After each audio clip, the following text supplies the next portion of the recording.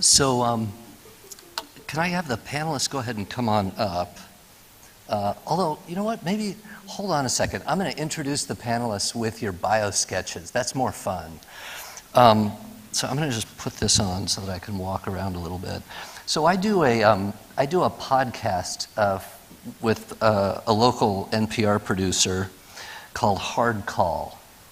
And it's basically a medical ethics podcast where we follow real patient stories with permission. And at the end of each episode, we get to a difficult decision point where someone in the story, whether it's the patient or a clinician, has to make a sort of dichotomous decision. These tend to be points in time where not to decide is to decide. And so we get to that point, and then we stop and talk about the issues, and then ask the audience to vote. And then in the next episode, we tell you what really happened, what the decision really was, and then we move on in the story. So far, these have all been real stories, not hypotheticals. But about 10 days ago, and I'm giving you this disclaimer because it's important to recognize that we put this together 10 days ago. We started putting together a hypothetical scenario, which is a hard call scenario. So that's what we're going to do with you tonight or this afternoon, is walk through a scenario. And to do that, we have a panel of people who are experts in their domains, but we are not asking them to be themselves. We are asking them to play characters. So if we can go to the first slide. First we're going to have to test the voting system. Unlike most talks, I'm going to ask you not to put your phone away and on silent, but bring it out. So pull out your phone, and I'm going to just put up a simple question on the screen here. Can we go to do I have control of this? Do I have a clicker? Does this work? Whoop, I guess it works. Okay, so let's just test this out. You're going to need to text AMCSOM. That's the Anschutz Medical Campus School of Medicine. AMCSOM, and you're going to send that text message to the number 37607. That's the whole number. You don't have to have a whole phone number.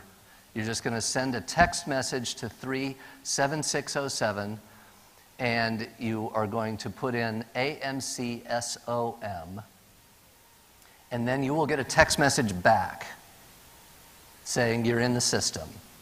Now you can answer the question. And so there have been 3 people so far who have figured this out. Those will be the people who are in category A. Just a guess. 7 people have figured it out, 9 people, 10. Whoop, no, 1 person didn't figure it out again. Okay. So we'll get like 20 or 30 people, and then we'll move on. But keep trying, you'll figure it out. When I did this a few minutes ago, it actually took a minute for me to get the text message back. So you haven't gotten yours back? Oh, if you have no service, go on Wi-Fi. Yeah, then you can go to polev.com, AMCSOM. Yeah, so you can go directly into the site if you go online and go to polev.com/AMCSOM. You can also, if you're on Wi-Fi, you can sometimes get texting service through Wi-Fi. Okay, so can we go ahead and see the responses? Do you know how to, Claire? Nope, we need to go back. So yeah, there you go. Show the results. There you go. Oh, that's good. So, no, go ahead and show the results, because I'm going to go ahead and move on. Okay, so that was just a test question. It doesn't matter how old you are. You can be however old you'd like. This is a hypothetical. Okay, so the story we're going to tell today is called Searching for a Needle in a Hurricane. And the cast of characters includes, I wish I had background music to bring you on stage. James Lodge. Mr. Lodge, Captain Lodge, is an expert in laws and regulations of public health emergencies. Come on up on stage, Mr. Lodge, and grab a microphone. Pleasure to have you here. Pleasure, delighted. So as you see, he had military service during which, very unusually, as a JAG Corps member, he won a Bronze Star for valor. It's kind of a long story about a misplaced sandal and Ebola. He started a veterans healthcare advocacy group, and he is now a high-profile public figure in his home state of Connecticut, where he does have political ambitions. Recently, he agreed to serve on a working group for the Joint Commission, who is reviewing their accreditation standards for disaster preparedness. Joining Mr. Lodge today is Sherry Brink. Brink is the very definition of an intrepid reporter. Fearlessly going where the stories are, never asking permission, always asking questions. Her prior work has given her the nickname Bulldog Brink for her tenacious pursuit of the truth, no matter the cost. Her series for a local Kansas TV station, Brink on the Brink, told the story of the devastating Kansas tornadoes of 2020. She won a Peabody Award for that work, and she now works for the Connecticut Current, the news organization you all know, of course. Next on the docket, Dr. Louis Redison. Dr. Redison is the director of the program in disaster medicine at the recently opened Dalio Medical School in Connecticut. Congratulations. Thanks, man. All right. His textbook, Reticence on Medicine, became an instant classic when it was published in 2012. He previously was a vice president at the American Hospital Association for Research, and he is now working with the AHA, assisting in their response to the Joint Commission review of disaster preparedness accreditation standards. And last but not least is Dr. Monique Markinson. Dr. Markinson is the charismatic CEO of Needles Are Us, a medical device manufacturing company in Connecticut that is the largest U.S. producer of needles. Welcome to the show. Forbes once put her on the cover as the needle queen of New Canaan because she has been so outspoken in her around public policy issues facing the medical device industry. So right now, it is 2025. And the question that we're going to ask our panelists to have conversations about relates to ideals of preparedness and what should happen locally versus what should happen in the larger community. So as of 2018, several years ago, because we're now in 2025, several years ago, the Joint Commission requirement with regard to stockpiling of supplies specifically has a note at the bottom that says hospitals are not required to stockpile supplies to last for 96 hours of operation, even though the plain language of the requirement sounds like you kind of ought to have 96 hours. There's a story behind that which we may get into, but needless to say, what has happened in the intervening years are the tornadoes in Kansas, which Ms. Brink covered. Because of those tornadoes, there was a revision to this Joint Commission requirement in 2020 saying that hospitals should make all reasonable efforts to stockpile critical supplies sufficient to last for 96 hours of operation. It's been 5 years since that change was made in 2020. And at this point, there is this revision process going on, and hospital executives and others are concerned that this standard is a little too stringent, that keeping 96 hours of supplies on hand is difficult and expensive. And so we've got Dr. Rubinson here from the Hospital Association. We, as an audience, are going to be the panel for the Joint Commission. Dr. Rubinson, tell us why you think that having 96 hours of supplies on hand for critical things is not necessarily a reasonable expectation or standard. Well, I can see that Joint Commission went back to their old name, so all things come back and get recycled.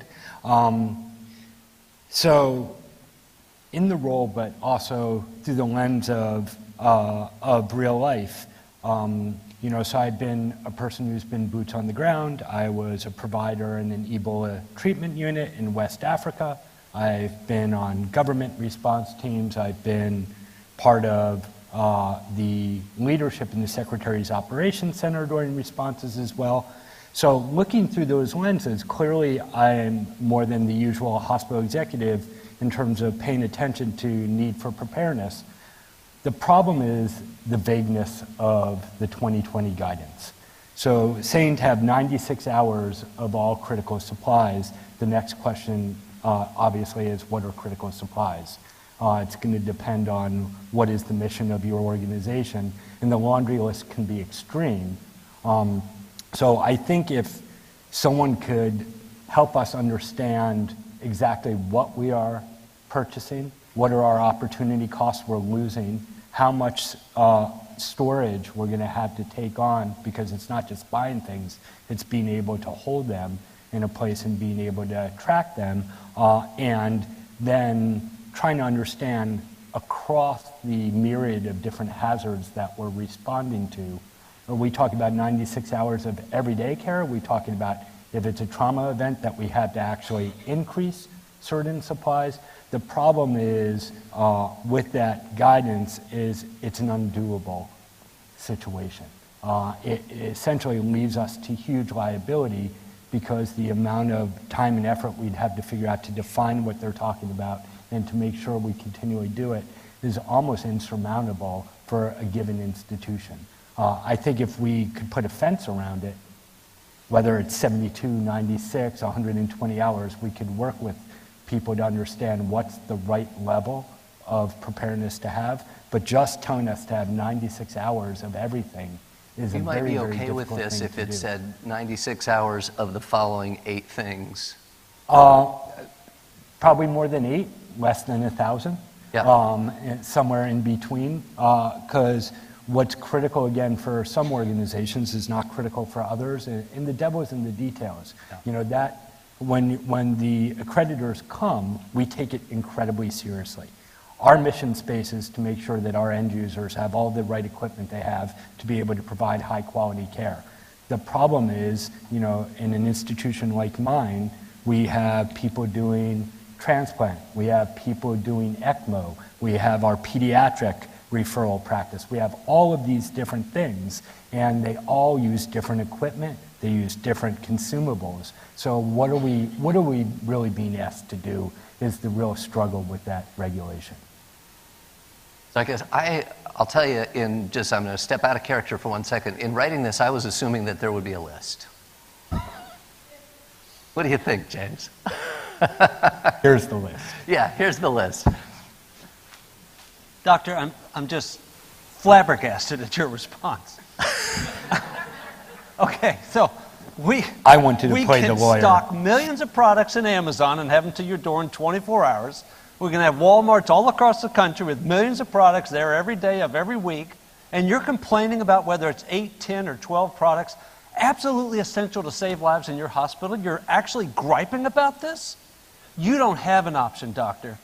You've got to have 96 hours of supplies. You know it's true, and the reason for it is this protocol has worked. I mean, one of the things that you know is we haven't lost anyone in relation to a failure to have sufficient supplies on hand with the 96-hour rule that's been in place for the last several years up to 2020. Now listen, we're talking about saving patients' lives here, not about what sort of jerry-rigging you have to do to a list to complete what we need. Do it, make it happen, let's save lives, because your liability event is not having to have these supplies on hand with a little money out of your pocket. Your liability event is not having these supplies when you need them. I don't think there's even remotely a case here to be said, we back off of this specific rule. Are there questions that all of you are on this panel as well? Are there questions from you, the rest of the panel, about whether we should back off of this, of the 2025 rule?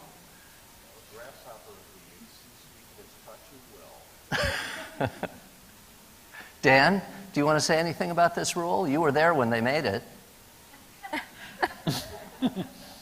Yeah, it's known as the halfling rule. I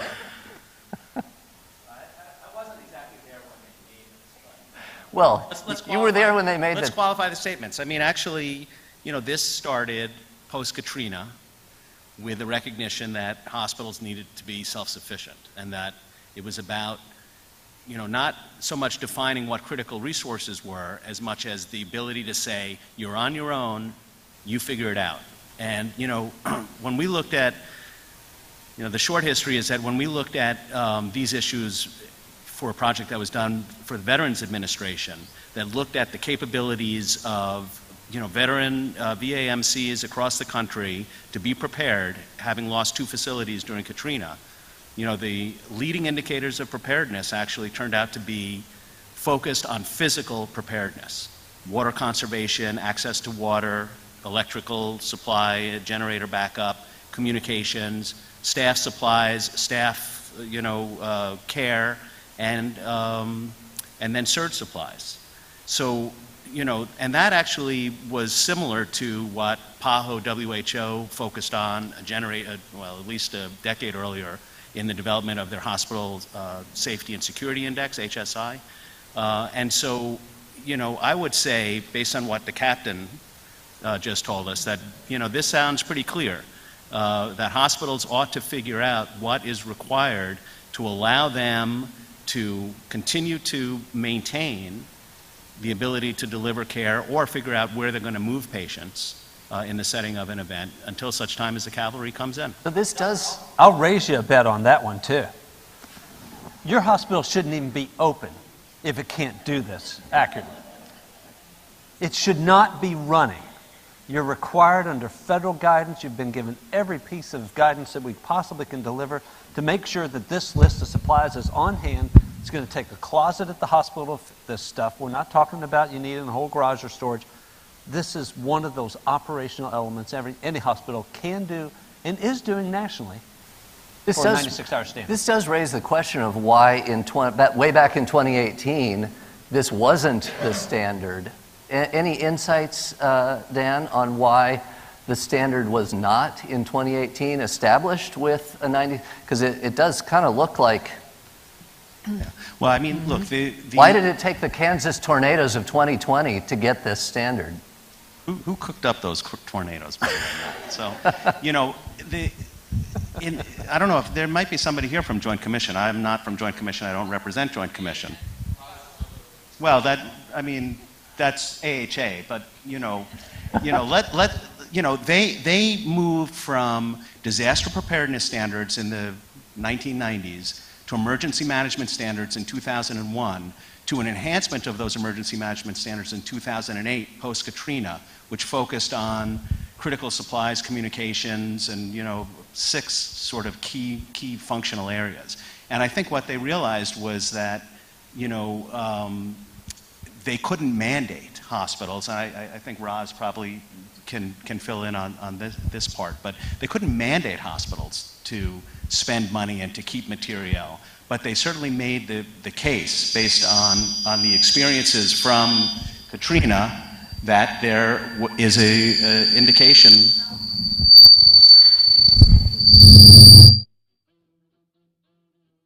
Well, the reporter's going to jump in and ask, Yes. why couldn't they mandate it, and who was opposing that, and is it because your funding comes from the people you regulate? Is that why? Yeah, plus you can mandate it. We mandate hospitals to do this stuff all the time. What are you talking about? Oh, hey, don't drag me in the middle of all of this. I told you we'd bring you into the scenario, didn't I? Avoid by just sitting in the back row where it says, please do not sit. So. Before we Explain, go down can't. No, I think this rabbit hole, can I just No, make, I want an answer to my question. spot on question, and I think that the answer is that emergency preparedness has been an unfunded mandate with very little funding that comes through either the HPP or the FEP, but specific to hospitals, HPP, and even HPP dollars transitioned away from hospitals towards healthcare coalitions and regionalization. It's kind of hard to ask hospitals to do things on their own dime.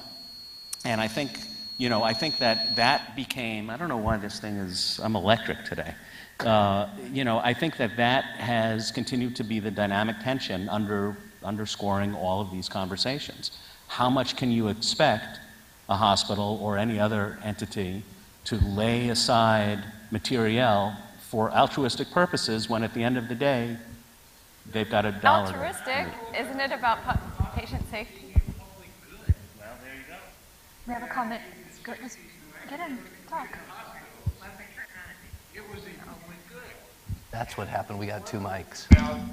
Who's going to make a bunch of money? It was about providing a service to the community. Whether it's a Catholic hospital or a Lutheran hospital or it was a doctor-run hospital, there was always this commitment to the community and community service. Well, I think there still is. So our operating margin's about 1% right now where I'm at. So we're about a $1.6 billion organization, and we're within a larger 13 hospital system. So we have about $15 million of capital a year. That's the death sentence for most hospitals. So do you want us to take care of people every day? Or do you want us to invest for very high consequence but low frequency events? We'll do both because we're committed to both, but we need prescriptions on what things matter. So to Dan's point, putting transfer switches above flood levels makes sense. That's something we can invest in and do to make sure our generators actually turn on and stay on during an event. But so to the captain's point, so 4 days of supplies in my facility is probably would fill almost this entire room. So it's not a closet. It is an enormous amount of equipment that's why when you go to any hospital, there are always trucks outside that are constantly bringing new products in from our consumables, as well as being able to work on some of our DME equipment. So we're absolutely committed to doing it. We need to, though, put a fence around it so that we can actually, with metrics, figure out that from 2001 to 2018, have we actually achieved anything, or are we on this hamster wheel of being told we had to do things, those things are not achievable, so therefore we're all kind of winking, not really making any progress. We need to be able to make iterative progress so that in 3 to 5 years I actually have capability to be able to be better now than I am right now. I think there As was a JACO member who also is a clinician, I would say that hospital systems have continue to be aggregated and have very large sources of capital over the last 5 years, from 2020 to 25. It's a lucrative business. There are a number of for-profit health systems. So I'd like to know the burden of those bottom lines and those margins of meeting this requirement, because we're being asked whether to keep it. And my understanding is from 20 to 25, they've all been doing fine, and that health systems haven't gone under because of this requirement. And then the other question I would have is, do we have a way for critical access hospitals that are small, community-based, public hospitals to be able to receive support? So we would not be putting them out of day-to-day business by keeping this requirement. Let's do a couple more comments, and then we have 3 more pieces of this scenario, so we'll move on, even though we have not plumbed the depths of this issue to their bottom. Okay. So I believe I actually know why the standard was the way it was. It was because hospitals often could make arrangements to obtain. They don't have to stockpile it on site. They have arrangements within their system to obtain these 96 hours of supplies, or they have arrangements with the distributors, or they have other plans in this kind of an event, perhaps to evacuate or to move or to send some patients to other facilities within the same system. It wasn't because they didn't want to do it. It was just because they had other ways to meet that requirement. Will that work in That's when how there's floodwaters around? And Well, right, those tornadoes really made that point, that when you're isolated, you're isolated. So that's, I'm just explaining what the reasoning was. Perhaps now we've learned that you do need a certain number of supplies on hand, but that was the rationale for the standard, as I understand it. Way back in 2018. Way back. Right. So, I noticed that the updated standard was a little It's weak. weaselly Yeah. too. Make best Should. efforts. I thought it was kind of weak, actually. Feasible best efforts. yeah, no, it says should, which is typical for the JC recommendations, but I'd argue that this is a bizarre focus on the tip of an iceberg, right?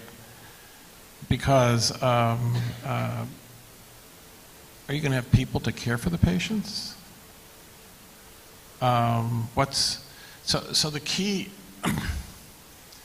is the institution prepared? Having supplies means nothing, because maybe your people don't know how to use those supplies.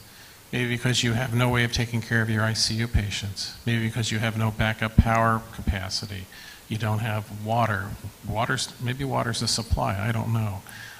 So I'd argue this is an inappropriate metric or focus on readiness, and that it ought to focus on day-to-day readiness, because if you're ready on a day-to-day basis, you're going to be better prepared for a mass event, bad weather event. That's where it should start. But why can't you have both? Well, you can, but if you don't have the foundation of the house, don't bother building it. Yeah, but if you got people assembled, volunteers to the Medical Reserve Corps, ESAR, VIP, people flooding from all sorts of states to deal with the disaster, which we consistently see, what they really need is an infrastructure that they can actually provide care in, and 96 hours of actual supplies will make that possible. So you plan for what you can, not for whether or not you're going to have sufficient personnel on hand at all times. I would debunk that particular statement on the pure premise that we're going to, whatever term I should have used. He's debunking it more than once. If you debunk it twice, it's rebunked. I think that's a great neologism that we should all keep. I like that term. I'm going to use it more in class. Throw it out. You're going to get personnel for these types of events. We will find them in the United States. We need the supplies on hand. That's what we really need. And for our scenario, it's a particularly important one. So we'll do one more comment and then we'll move on. We'll add fuel to the requirement. Define emergency supply. So we have made the assumption that there is a list But one of emergency supplies. One of the issues that came up in the National Academy of Sciences drug pricing report was resistance to actually want to define an essential drug list or essential emergency supplies, and which, again, if you're concerned about pricing issues or you're concerned about supply issues, having a list is helpful, but actually the infrastructure attached to maintaining that list and updating that list is also its own kettle of fish, if you will. So I think it's an important question actually to ask, what is the list and who actually is responsible for maintaining it? And is the list different in Montana than it is in Washington, D.C.? I think there are a series of additional questions.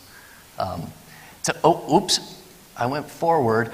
Go ahead and vote if you have not yet on this. Oh, that's weird. So we may have two different systems running simultaneously. Sorry about that. I didn't know that. So who are the 9 people who succeeded in voting? I assume it's me. Well, it's giving a different text address at the top. It is different. Okay. I apologize. Somehow this got into my personal Poll Everywhere account instead of my school Poll Everywhere account. So you're going to have to retext to Matthew Wynia 965. Or sorry, same number, 37607, but the message that you're sending is my full name, no spaces, 965. I will tell you it does not matter that it's all caps. You can type whatever you want in terms of capitalizations. And if you're doing it online, you have to enter a new ending for the web address. That's right. Now it's my name, 965. Okay, well, we have 12 votes, so I'm going to go ahead. Whoops. I don't have control to show it, sorry.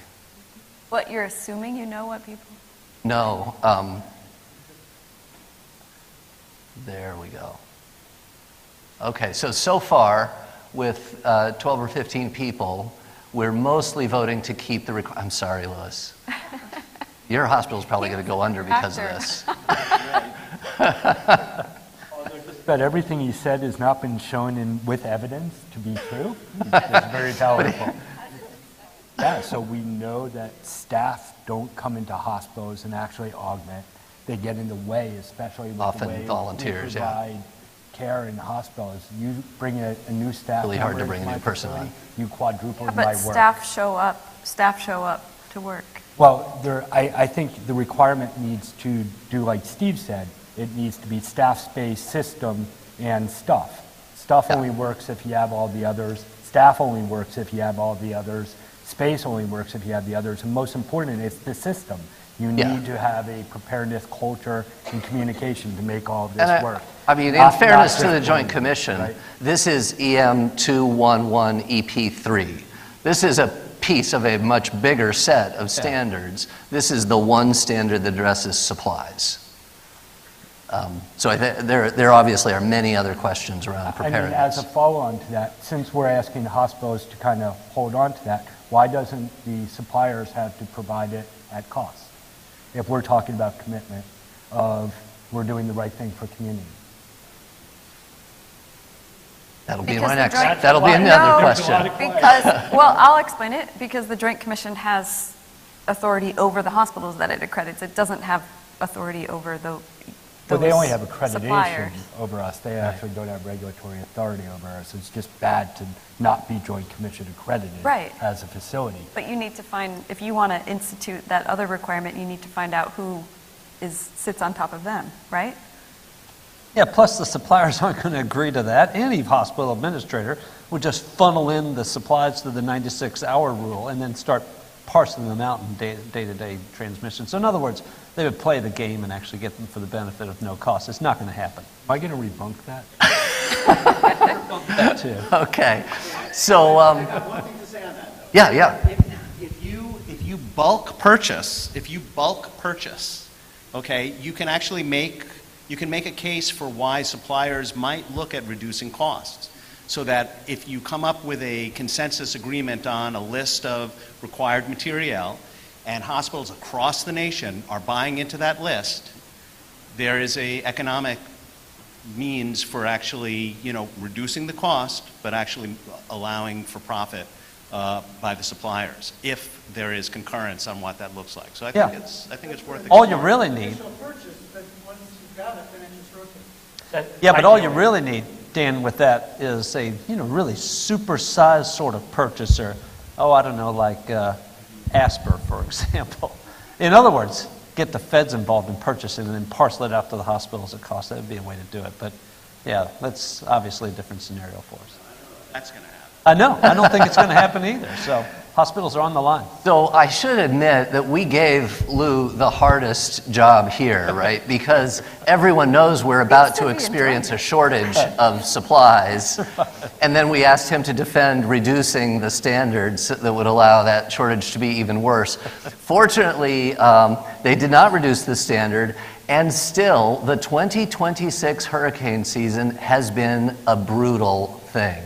There have already, as of the early part of September, been 3 different hurricanes, two in the Gulf, one on the lower Atlantic coast, costing billions of dollars. The entire country is sort of worn out already. And when we get to mid-September, and the biggest hurricane ever to hit the East Coast comes in as a Category 4 to the coast of Long Island, hovers over the Sound briefly, and then moves across Connecticut and Massachusetts, dumping enormous amounts of rain and with a huge storm surge. This is what the parking lot of the Needles R Us manufacturing plant looks like. And the question is, obviously this plant is not doing well, but when Ms. Brink comes to speak with the CEO, how much is she going to tell you about the production and the necessity of the production at this particular facility and what's been going on? So what kind of questions would you, Ms. Brink, like to ask her? And I could make this up because I think she might not take your call. So I'm going to say... Show up. You found her. Right, you are intrepid. Show up. Exactly. Because I got a tip that plant makes most of the needles for the U.S. You've tried to hide that fact, but I have an inside source. So I've voted up, and you're a good CEO. I mean, you're on the premises during a disaster, which is terrific. I want to say, really acknowledge that. But, what's going to happen to our supply in the U.S.? Should the patients be worried? Should there be some action to try to get needles from elsewhere? What's the situation? Is it true that this is the only plant that makes all of the needles that we rely upon in healthcare? Welcome, Ms. Brink, and congratulations on the awards that you've won and the phenomenal reporting that you do. He's a charismatic CEO. These are extraordinary circumstances. Needles Are Us is very proud of the role that we play in the healthcare system. Very unattended to, there were discussions a couple of years ago about what the standards should be about whether there should be 3 or 4 days of supplies. Nobody even called us to ask sort of what role we might play, what offerings we might have. Again, very underattended to. Needles aren't so sexy, but obviously I think we now appreciate the importance of the supply that our facility provides to the healthcare system. First and foremost is obviously the safety of our workforce and their families and ensuring that we're caring for them. And we are in constant communications and have been with the FDA in providing them with all the information they need as the leaders of our country in these extraordinary circumstances are wrestling with some very difficult decisions. So, are we in trouble? What are you telling the FDA? Like, what have you been telling them? Again, we're answering all their questions. We're working with them. We're very impressed with their teams and how they're working with us. First and foremost is that we do everything we can to restore supply, but clearly you can see our facilities underwater right now. We built lots of hardening into the systems. We planned for many scenarios, but this is an extraordinary one. When do you think you'll be manufacturing again, and are there stocks of these supplies out in the country? Do you have them, like how much do we have left as a country?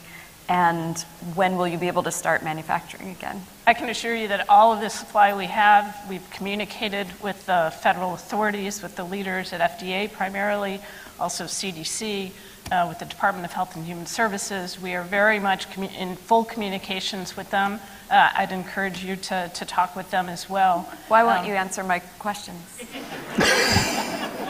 I think it's important that the discussions about the allocations and what supplies we have and who they will be provided to are decisions larger than our company. We're providing everything we can, and those decisions rest elsewhere. So, Louis, you are now, having moved on from being a consultant, you are now the Chief Quality Officer at this large health system in Connecticut. And you've seen this picture on the news.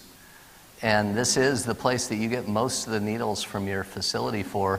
When Sherry calls you, how are you going to respond to her about your hospital's circumstance?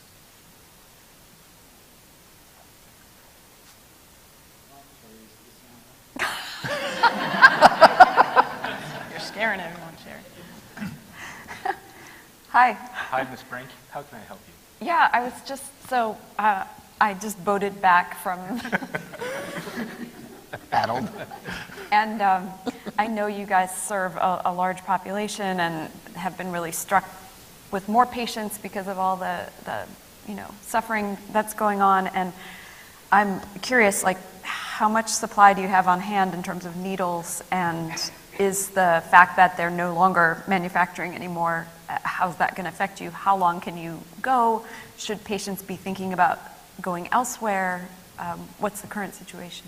So needles are one piece of a number of pieces of equipment that are necessary for delivery of care. And is it on? Sorry, I thought it was. How about now? All right, perfect. Technology challenged. Needles are one of a myriad of different things that we use for managing our patients. We actually aren't seeing a major surge in patient population due to the event, except for people who are on equipment at home that is electricity dependent, so people are on home oxygen, etc. And largely those patients don't require needles or syringes to be able to manage them. They just need a place to plug in and provide their everyday care. We're currently actively inventorying all of our needles and syringes that we have in our facility. We're starting to look at whether or not patients can safely be transitioned to getting oral medication rather than always needing needles and syringes.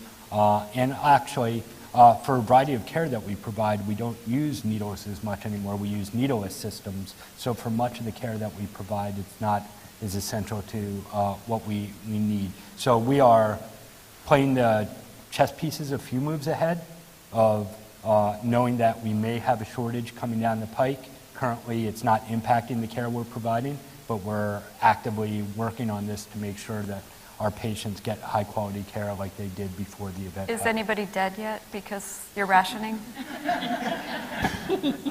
Normally ask it like quite like that.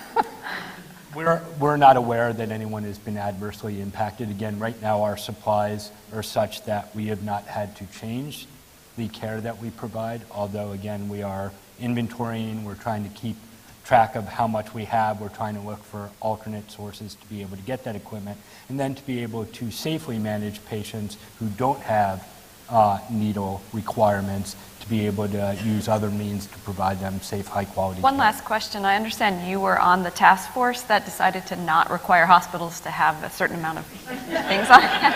And I'm curious, are you, how do you feel about that decision now? Do you have any, So the requirement, so our PAR level is such that we actually typically hold more than what that requirement was. I think that requirement, again, was an unfunded mandate that made it very difficult for us to understand what should we prioritize. So we have always had a posture that we expect that if there's a disaster, we're going to be on our own for a while. Our infrastructure has redundancies to it, and our ability to provide care is buttressed around key products that we chose to prioritize, and being able to have needles and syringes is part of the care that we always had strategized. So at this point in time, we have not seen that impact us. Thank you. Let me know if something changes.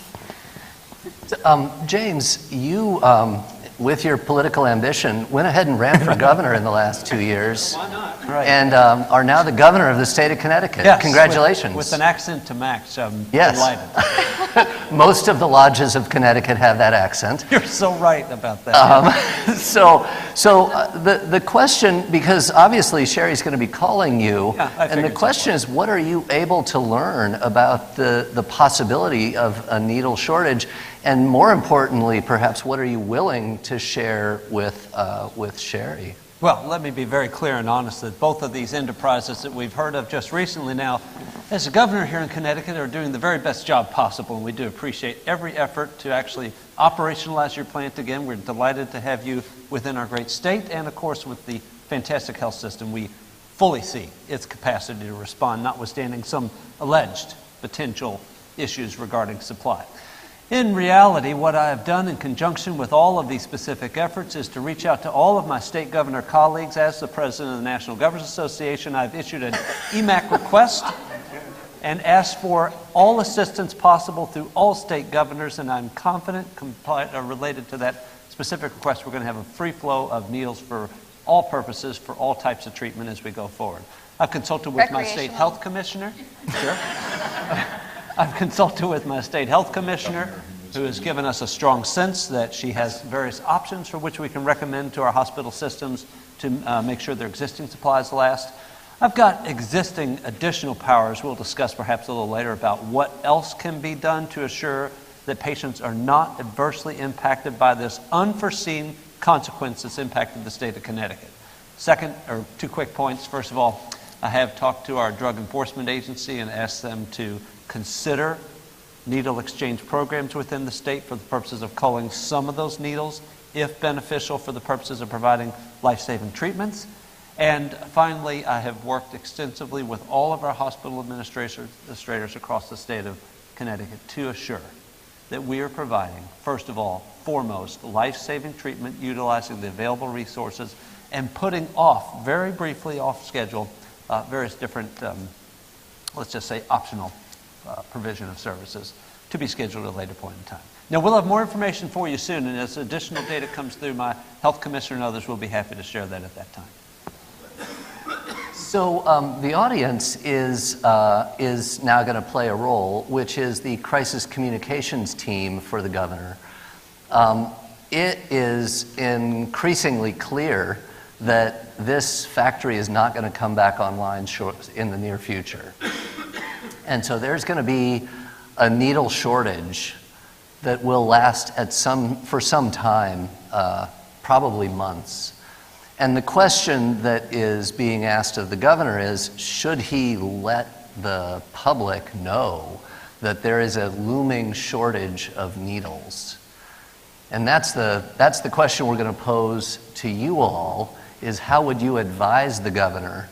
And I'll just let you all sort of talk about this as people think about and cast their votes. Sure. I mean, I'll be the first to say, as your governor, look, I'm about transparency. I've already told you what my administration is doing to respond to what we project to be a potential shortage. Notwithstanding every effort that our needle RSUS plant has implemented to try to avoid this consequence, here we find ourselves ahead of this particular medical problem.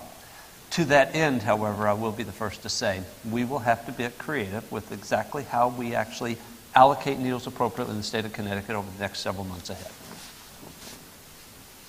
Would you be in favor of letting the public know that there's going to be a needle shortage in the next couple weeks? We're being very communicative, again, with the leaders in the state, with the leaders federally, appreciating what a critical supply item this is to the healthcare system. So we defer to the leadership of the state and the country to make those communications.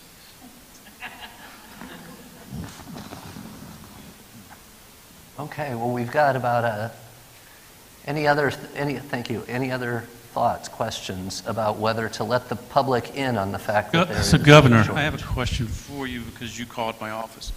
And I want to understand this correctly. You want us to release a cache of experimental needle-free systems to your state that is not approved yet by the FDA, that NIH and BARDA have been developing with another company, and that if we don't send that to you, that you're going to go to our boss and the White House and make sure that it does happen. Is that my understanding of what you want?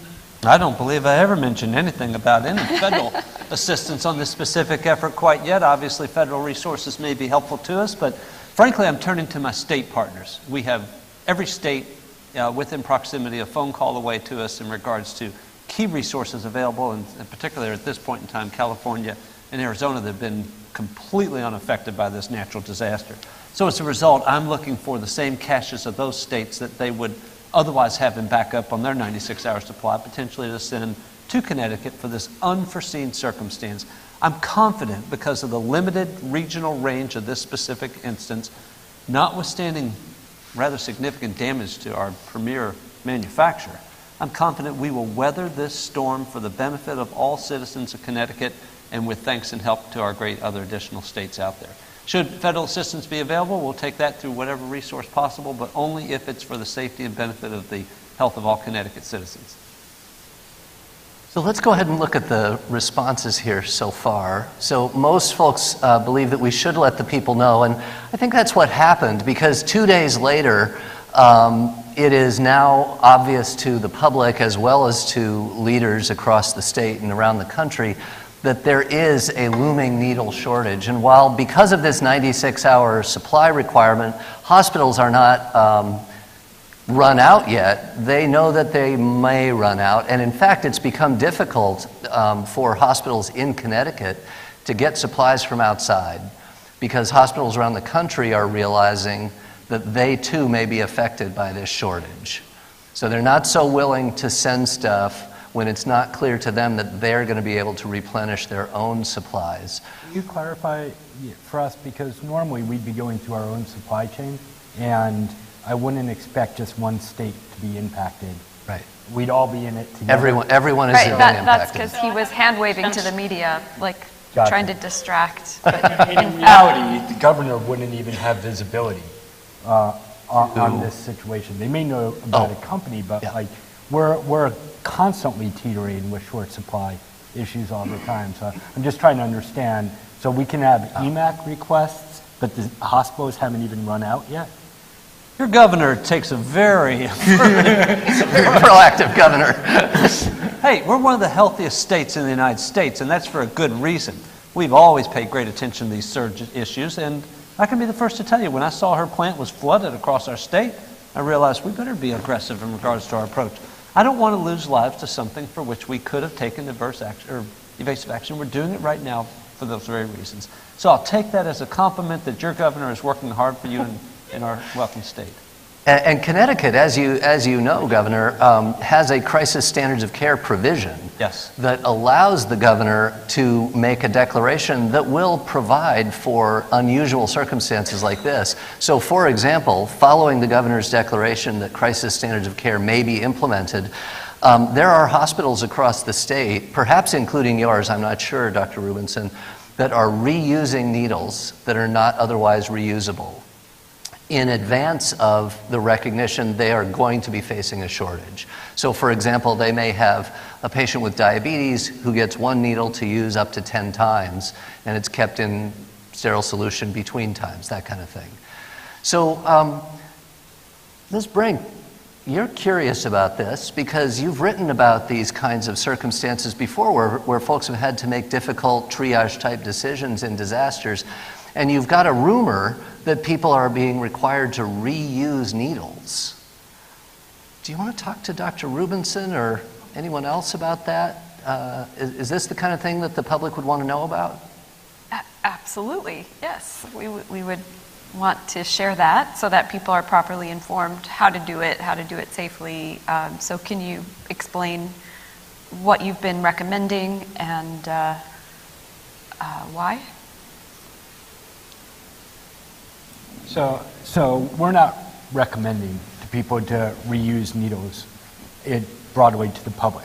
What we're looking at in our own institution is, one, being able to accurately assess how much we have and what the need is. So many, despite the emergency management requirements that we've had, we were never really assisted to actually have a good inventory management and real-time system, to have good situational awareness, to know what our supplies were and what our need is.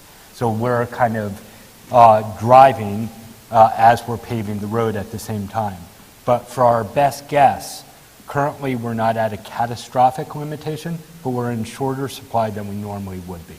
And because of that, we are substituting what we normally would do, which what we consider to be still legitimate good practice, not catastrophic practice, not Hail Mary practice, but practice that is in our best guess through a consensus effort, not going to harm people, but is going to extend needles to be able to make sure that the people who truly have no alternative to that get those needles and that equipment. Are you seeing an increase in infections due to the reuse? But we actually have excellent surveillance for, because we have good infection control processes in our facility. We're looking very closely not only for bloodstream infections, but for phlebitis and other issues that might be local sources of infection due to reusing needles only on the same patient and typically for the same drug. And has there been any national guidance on this? We're trying or are you guys just on we're your trying own? to work through professional societies and other organizations to be able to provide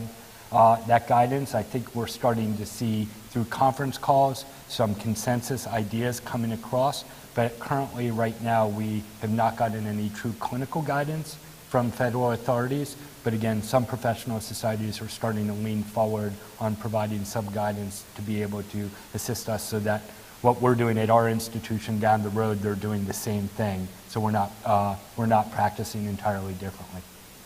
Monique, I think you made the mistake of taking Ms. Brink's call again. Hello again, Ms. Brinks. Hi there. So how's it going, and when do you think you'll start producing again? We're still facing some very dire circumstances at the facility. All of our efforts are geared toward returning to production. This is an event unlike anyone has ever seen before and experienced. So we are just working as hard as we can to get up and running again. And are you getting support for that? Is there something that, like, what is stopping you from, going right now? I mean, the water's gone, so why can't you just start up? We're working again very closely with the FDA to ensure that any damage that might have existed from all of the floodwaters from the storms, that there's no risk. Ensuring the safety of our product is paramount to Needles R Us. And the governor's been phenomenal in providing his support and everything he could do at the state level. I think unfortunately, again, our product is we supply across the United States. So as we've talked further with the governor and appreciate that many other governors and hospital systems, the private sector is facing, we appreciate the incredible challenges that they're facing. It's very frustrating in some regards because years before we had gone to government leaders and we talked about, we recognized as some vulnerability in supply chain having such a concentrated source here. We proposed building some additional capacity. Again, that's all Monday morning quarterback. Well, but, I'll be sure to report that. I did go out and convinced a guard to let me in, and I saw mold growing all over the facility. So I'm just wondering, is that why you're not producing? Is it contamination? And the floodwaters are very damaging to the facility, and so we are aware of these problems and are working very hard to ensure, again, that when we go up to production, again, that we will be delivering a safe product. Is it even fixable? Like, is there a possibility you will never open We have the best experts in the world looking at remediation. I have to deal with it. Let me also note, Doug, put you in touch with our state police here in relation. I think the other restraining order on Ms. Brink. The other line of questioning that that's come up is whether it's safe to reuse your needles more than once when they're not intended for reuse. Do you have any information about that? We're providing the FDA with all the information we have, with all the data we have. We know that, again, there have been plenty of precedents where the FDA will either extend shelf life, do various things to when there are crises such as these. So, again, we defer those questions to the FDA. Have there been any studies looking at reuse of single-use needles? I would, again, defer to others to look at the literature and to talk to the practitioners to see what they might know at their level. Yeah, I can put you in touch with our state health commissioner, too, on that point. Thank you, Governor. So one of the ideas that's come up at the Crisis Standards of Care meeting, of which you all are comprise the membership, is this question of whether you can get data and information on reuse of needles from a private sector entity that would rather not disclose that information for fear that that will increase liability. So this question arises, and I'm just wondering if there's any conversation within the room about whether there ought to be some kind of release from liability analogous to what the health professionals have some level of protection from liability under your Crisis Standards of Care declaration, Governor. Yeah, let me Should you extend that? Sure, absolutely. Let me make it at least clear in regards to state of Connecticut policy on this. I have issued a public health emergency declaration. In our state, and pursuant to that, I have the ability to either implement key liability protections or waive any liability themes which might interfere with the implementation of this new crisis standard of care, particularly the use of these noodles for duplicate purposes, and or, I believe I said needles, doctor. You said noodles. I'm pretty sure, well. Nevertheless, what I will assert to you is this is not just policy for the state of Connecticut, this is federal policy. We're involved now in a federal public health emergency too. We're talking a medical countermeasure being implemented at this point, for which PrEP Act liability protection is there in place for corporations like yours as well as health systems like yours. This is national policy because we've got to do what's necessary to assure meeting a crisis standard of care without the specter of liability hanging over doctors and pharmaceutical providers and others for the purposes of trying to implement what we're all facing, notwithstanding this tragedy. So we're going forward on that policy. Governor, and we stand just, behind it. one point of clarification, and thank you so much for providing protection for us. But before that's given, or protection to manufacturing, shouldn't we make sure that all supplies are exhausted, that the Strategic National Stockpile has been requested, that all sources of other needles, and that we have really, we've logically done substitution before we go right to this catastrophic standard of care of reusing and then giving everyone permission to do that? Shouldn't we have some mechanism to know that we've exhausted all of those resources before we transition? Listen, one piece of information that you don't exactly know that I do as your governor is that my attempts to garner additional supplies through multiple different resources, including other governors in other states, notwithstanding their goodwill, has led to some crisis issues already here in Connecticut. We're not going to be receiving the supplies that I may have hoped for, particularly because Needles R Us is that essential of a supplier. So, we're not going to sit and watch needle supplies dwindle against the backdrop of an unknown restart time for Needles R Us while we wait on what could have been a potentially successful, efficacious strategy. My state health commissioner informs us that there are ways to, through appropriate means, reuse these needles, and we are going to go forward with that particular initiative for the benefit of populations before this does become an even greater crisis. So, Commissioner. yes. Good. I just wanted to let you know that we were able to talk with fellow health commissioners around the country. As you know, this occurred after the big push for immunizations for kids to go back to school. Right. We'd make the recommendation to you that we can safely postpone some routine immunizations that will provide a large number of needles back into the system.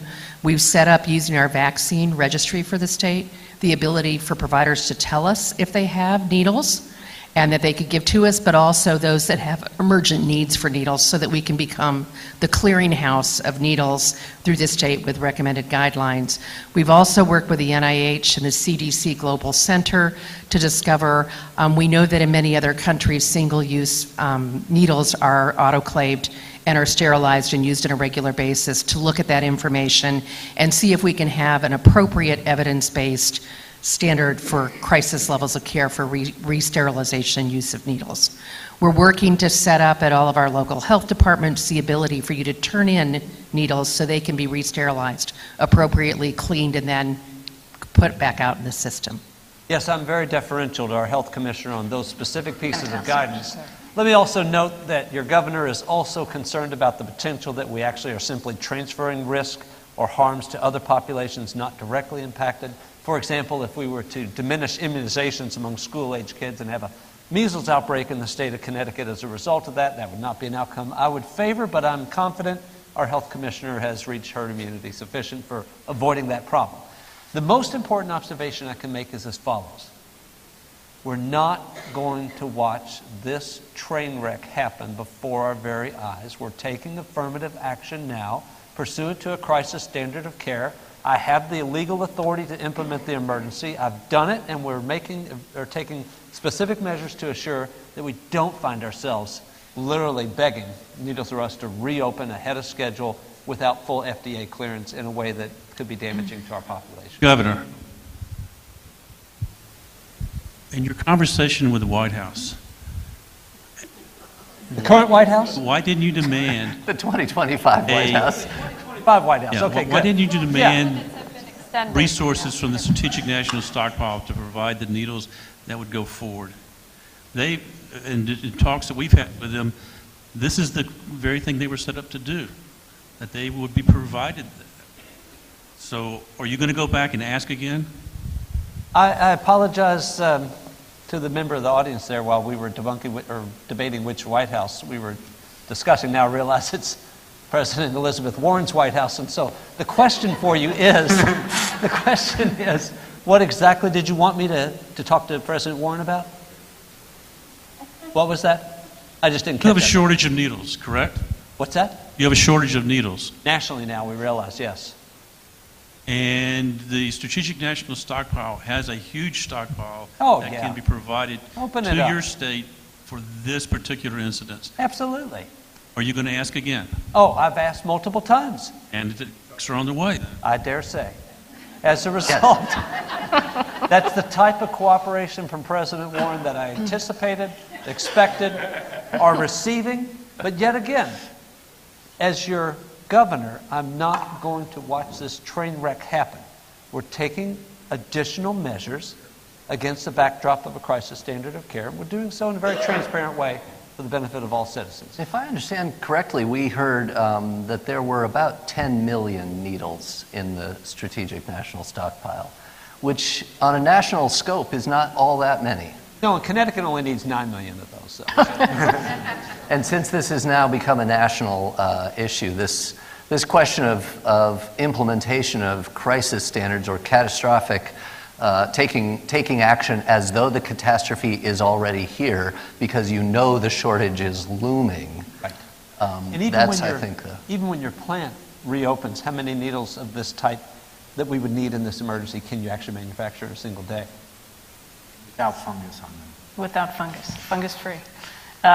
Again, Governor, we're glad to provide you with that information about our capacities once we get started. I'm counting on, about 100,000. Let's go ahead and look and see how people have voted so far on this, and then we'll go to the last piece. I think we only have 5 minutes for the last piece, so we'll go through this quickly. Oh, everyone wants to offer you liability protection. You are a charismatic CEO. Could I interject? Yeah, please, Dan. I was supposed to have my gallbladder taken out in Connecticut this week. I'm going to Illinois. How are you going to manage the flight of patients who are going to say, I'm not going to these hospitals. At least we know the epicenter of this event started in Connecticut. I'm going to be looking for care elsewhere. How are you going to manage that? I'm going to be making sure that the public knows that this is a national problem and that the governors who are being transparent about it, that it's not affecting them more than other places that are trying to hide the information. Right, and they're going to read your article, hopefully. It's in the paper of record, the Connecticut Courant. Mm-hmm. Point back to Robin's point earlier, who it sounded like offered you under EUA the opportunity for needleless systems. Is there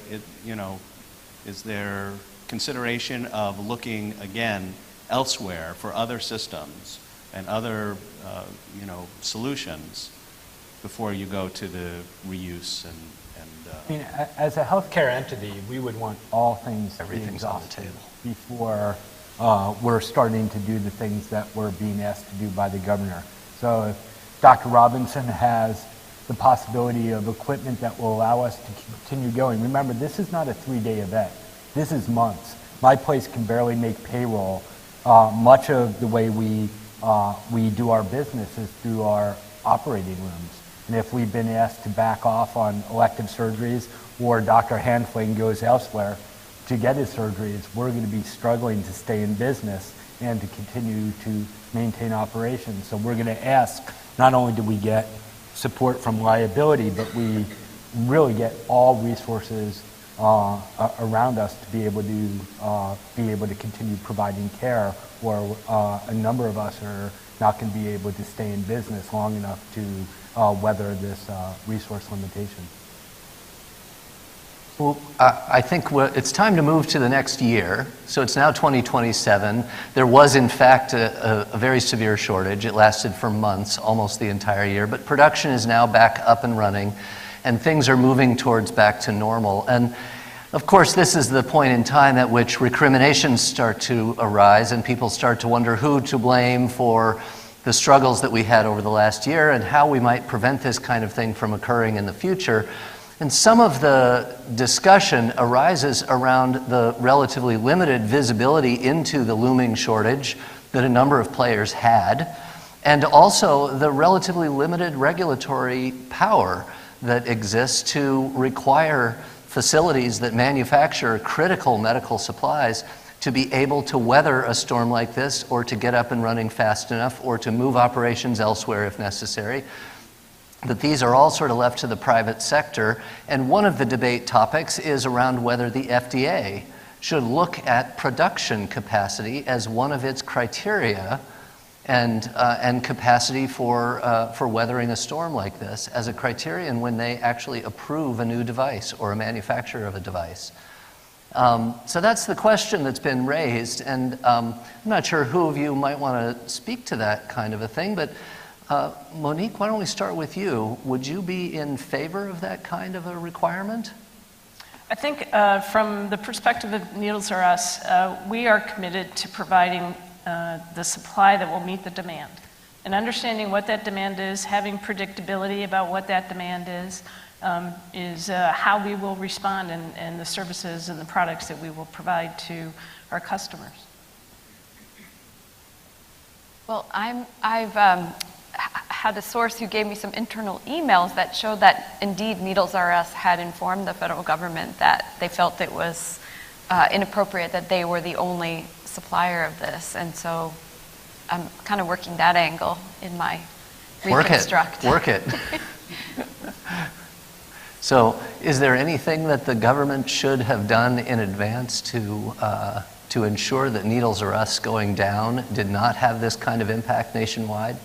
Well, as the governor of the state of Connecticut, I can't control exactly where our national needle supply is going to come from. And to be sure, we've learned a lot through this specific instance. And we'll certainly rebuild Needles R Us with an eye toward this, much like we've rebuilt parts of New Orleans with similar information in mind now.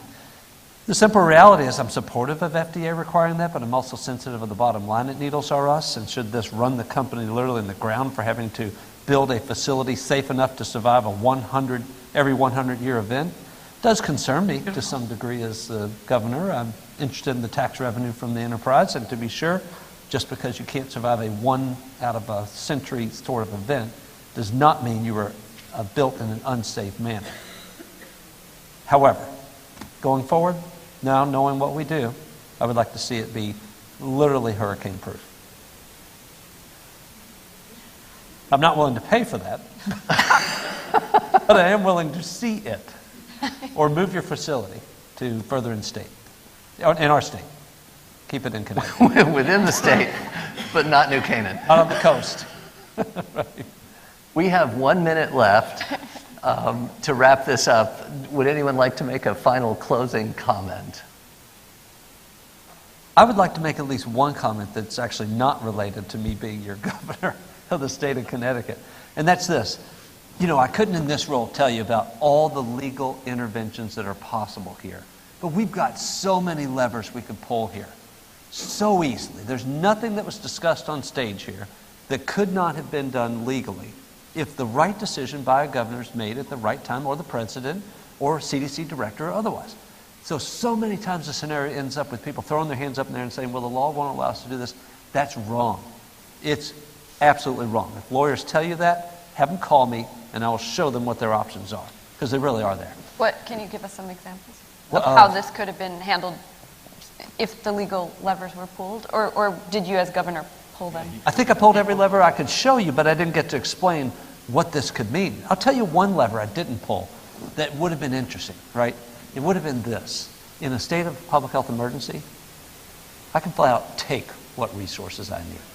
I don't have to wait around for you to tell me you're running low or whatever. In the state of Connecticut, now I can't do it in Massachusetts, I can just go in and take from a needle exchange program, a substance abuse program, another hospital system somewhere across the state.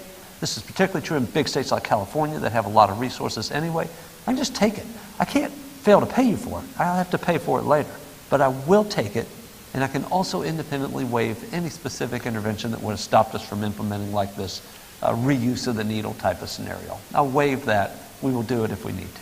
So I know we clearly have the legal infrastructure to be able to do it. The one disconnect that I think we've had consistently, though, is linking the clinical science together with the operational arm, together with the policy world, right? So the governor may do it, but it may be the wrong thing to do. Yeah. So we learned from Ontario during SARS that scientific advisory committee kept the policy world honest, and it was a good give and take. So I think the legal infrastructure is really important, but you need to have advisors to be able to say, you know what, the shortage is not that bad yet. Yeah. Right? We do not need to enact draconian protection where people will actually get hurt, even though your intentions are well, because we've now given people authority to do things that we really didn't need to because the resources weren't that limited yet. So being able to have good conversation, I think, is key. Yeah, and you saw Lewis and I played that out a little bit. I was, as governor, authorizing stuff that he didn't even want yet.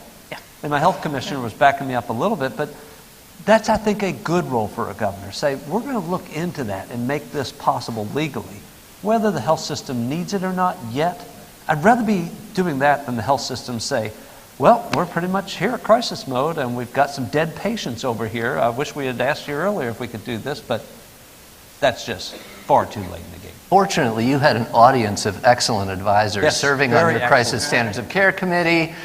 So yes. we are a minute or so over, so we're going to wrap this session. Thank you all for your attention, and thank you to our panelists.